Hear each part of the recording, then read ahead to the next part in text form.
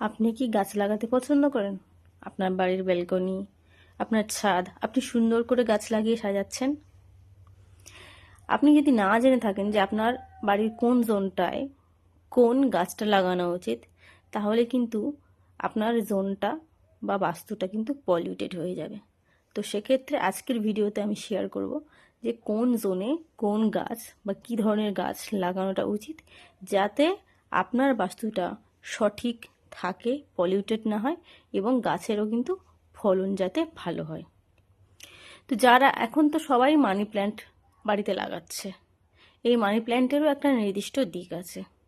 আপনি নর্থ ওয়েস্টে লাগাতে পারেন এবং সাউথ ইস্টে লাগাতে পারেন। মানি প্ল্যান্ট কিন্তু সাউথ ইস্টে খুব সুন্দর, খুব ভালোভাবে ফলন দেবে। যারা বড় বড় পাতার গাছ লাগাতে চান তারাও কিন্তু সাউথ ইস্টে বা ইস্টে বড় পাতার গাছগুলো লাগাবেন। এতে করে কি হয়, আপনার জোনটাও সুন্দর হবে আর বাড়িটাও দেখতে সুন্দর হবে, আর কোনো পলিউটেড সমস্যা কিছুই আসবে না। এছাড়া যারা রেড কালারের ফ্লাওয়ার লাগাতে চান বা রেড কালারের প্ল্যান্ট লাগাতে চান, রেড কালারের প্ল্যান্ট কিন্তু সর্বত্র লাগানো যাবে না।